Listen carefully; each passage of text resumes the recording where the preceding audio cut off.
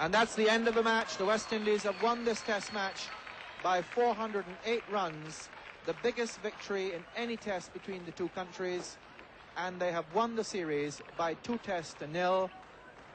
The first time any West Indian team has won a test series in Australia. 38 minutes into this fifth day, the West Indies have concluded what will be a satisfying victory for them, and this is how they did it. Michael Holding capturing his 4th wicket of the innings, bowling Len Pascoe to wrap up what great victory for the West Indies. With Richards there just trying to kick the ball away, but full credit to Clive Lloyd and his men. They outplayed the Australians, and tremendous bunch of cricketers, great bunch of fellows, liked by all Australians, play cricket in the right fashion, get on with the game, and certainly their fast bowlers and the batting of Gordon Greenidge and Viv Richards have thrilled crowds right around Australia this summer, and it's been a tremendous series. And as Clive Lloyd walks up that aisle, I'm sure he's very satisfied indeed. That's it then, 165 all out the Australians, and the biggest ever victory for West Indies over Australia, 408 runs, a massive margin that, and well deserved by Clive Lloyd's team, who have played so well. Rodney Marsh remained not out there, but the story of the morning is with the West Indian bowlers and how well they bowled. Andy Roberts, 15 overs, 5 maidens, 2 for 30. Michael Holding, 13 overs, 2 maidens, 4 for 40. Joel Garner, 11 overs, 3 maidens, 2 for 39. And Colin Croft, 11 overs, 1 maiden, 2 for 47. A tremendous performance by those 4.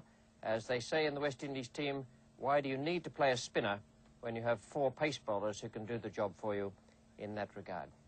Well, after the match, the presentations were made to the winning captain, Clive Lloyd, and the losing skipper, Greg Chappell. Here's Tony Greig with them now. Clive, is this your greatest moment? I would think one of the greatest moments, really, because I would think the World Cup, winning it for the first time, was a tremendous achievement. This too got, you know, a bit of pride in winning this, and I think that the team too has been wanting to hold this trophy for some while, actually, and I'm proud to be leader of them. And, you know, they're a wonderful bunch of fellas, and I'm glad for them too, actually. What is the key to this side of yours? I mean, there are lots of great players, and what do you think really has been the key to the tremendous way in which you've won this series, the first time you've ever won in Australia? I think Greg summed it up pretty well the other day when he made a statement in the press saying that somebody was saying, well, you're looking to get Vivian Richards out. He said, well, we might get Vivian Richards out and somebody else might come and make some runs or get wickets. So, you know, it's a combination of the team, I suppose. We've got quite a few magnificent players, great ones, and, you know, and they play well as a team. You know, we've molded ourselves into a very fine unit in the last couple of years, and they're more professional in their outlook. Obviously, we would like to have done better, but we were in a situation, particularly in the second innings, where we knew we couldn't win the game, we couldn't win the series, we couldn't even save the series. Very hard to really get fired up in a situation like that. So, you know, I would have hoped that had the situation been different, we would have played better, and certainly in the second innings anyway. The awards for the man of the match went to Clive Lloyd, for the man of the series to Vivian Richards, and that's another one for this great batsman. He was also man of the series in the Benson Hedges World Series Cup games, those limited over fixtures where the West Indies won the best of 3 finals. Well, there's always argument about what constitutes a great cricket team, whether the 1948 side was the greatest ever known in the history of the game, whether the 1921 side could match it. But this West Indian team out here in Australia this year will take some beating, I can tell you. It stacks up against anything I've ever seen. Certainly it compares more than favourably, in my opinion, with the West Indian side of 1960-61, that tied test series. And who better to talk to us about that than Tony Cozier?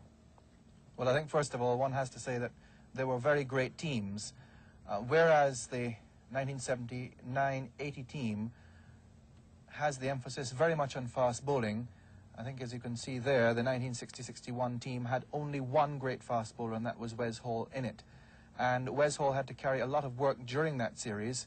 Chester Watson, who was a pretty quick bowler himself, played in only one test in that series, and the result was that even though Wes Hall created quite an impression in the first 2 or 3 test matches, he tended to go downhill afterwards, and I think he got something like 18 wickets in the first 2.5 test matches, and then after that got no more than 5 or 6. I would say there that the comparison with the batting is just about even. Jerry Alexander, of course, late in the order there, had a tremendous series in 1960-61.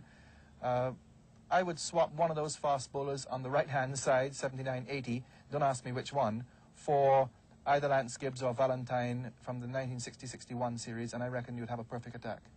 What about putting Watson in the side and perhaps pushing Frank Worrell up the list? You could leave out Cammy Smith from that side, I suppose. I suppose you could, and he was left out on one occasion in that series. Hunt, Canhai, Sobers opening the batting with Solomon. That would have been a tremendous team. But I think one also has to say that the 1960-61 team, which lost here 2-1, was playing against a stronger Australian team, not wanting to embarrass you in any way, than this one here. You won't embarrass me, you'll make me feel good, but, well, I think perhaps stronger in batting. We had a batting side that went right down the list there. Davidson used to come in at 7, I came in at 8, and Kenny Mackay at 9, and Wally Grout at 10, so it was a pretty good batting side, and I think that is a weakness in the present Australian side. Yes, as has been shown by the scores in this series. Let's just come back to that 60-61 side again for a moment. I think it's fair to say that one of the reasons Chester Watson couldn't play in all the matches was that Frank Worrell had to play. He was skipper, and therefore he took the new ball. There was no other place for him to play other than batsman and new ball bowler, and therefore there was no place for Watson. I would say 60-61, if Clive Lloyd was the captain of that team, he would have had Chester Watson in the side. I think nowadays the emphasis seems to be so much on pace that he would have opted to have left out one of those spinners, great as they were, Gibbs and Valentine, and to have given Wes Hall the opportunity of having someone at the other end who was pretty quick, and you know, I think Hall would have appreciated someone like Watson at the other end. It must be a strength too that those 4 fast bowlers in this current side are all different types. That's right, tremendous variety there. You've got Michael Holding, who glides so beautifully in and relies on pace and accuracy. The variation of Andy Roberts, then Big Joel Garner coming at you from a height of about 10 feet, or what seems like 10 feet. Yeah. And then, of course, Colin Croft, who is the most interesting of the lot, I think, in this series, has had a tremendous series, and he's the 4th of the fast bowlers, and he has been in there with them and getting the wickets all the way through. I think with 4 fast bowlers there, that Clive Lloyd has worked them so well, has spread the workload between them all the way through the series. And I haven't looked at it, I haven't got the statistics at my fingers, but I would imagine that there wouldn't have been more than 20 overs between the 4 of them over the 3 test matches in this series. 2 questions. I know what my answers are, but we'll come back to that a little later on. Which was the better of those 2 sides, and which side would you prefer to play against? Well, I think on both scores, I would have to say that the 1978-79 team would have been better, and I think that most opponents would rather play against the 1960-61 side, try to get off Wes Hall as quickly as possible, and then, of course, it's plain sailing as far as batting is concerned. When I say plain sailing, I mean against the fast bowling, of course. It's a relative thing, yeah. This one, of course, there was no such thing. You were always under pressure. There was always pace coming at you, and always fresh pace. Thank you, Tony. Well, you'll have to make up your own minds about the worth of this West Indian side, but you certainly have 2 men here who think that it's the greatest side from the Caribbean ever to come to Australia. After the match, I spoke with the 2 captains. First of all, the losing skipper, Greg Chappell. Greg, how good do you rate this West Indies side? I'd say they're definitely the best West Indian side that I've played against, Rich. I'd go so far as to say that they're probably the best team that I've played against in Test cricket. Is that simply because of the pace bowling or the all-round strength? I think the all-round strength. The pace bowling obviously is very important to their side. The fact that they've got 4 quick bowlers of that ability, but backed up with their fielding. The fact that they're able to keep the fieldsmen in the catching positions for the best part of the day in attacking positions.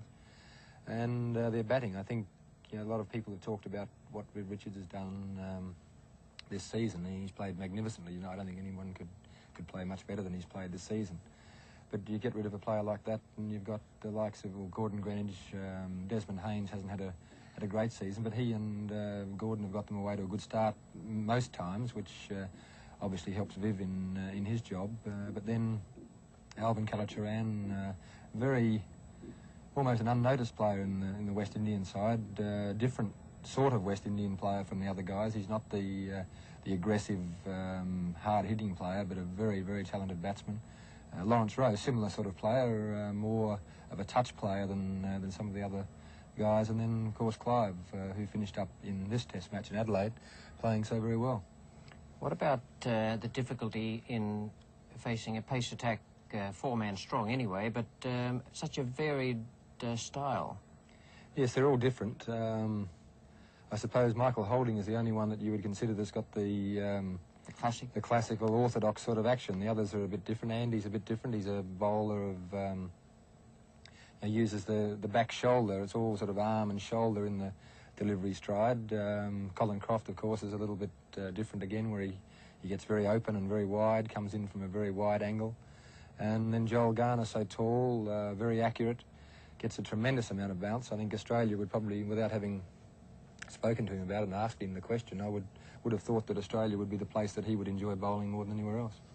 What about the difference in success for Australia in the limited over and Test matches this year? You've knocked off England 2-0. Both games were reasonably close, but you beat them conclusively in the end.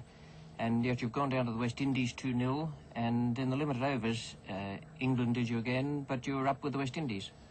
Yeah, we haven't played consistently well enough throughout the season. You know, the only two games I suppose you could pinpoint would be the two Test matches against England, where they have been very close games, and I think we've played particularly well under pressure in those games. We've done well.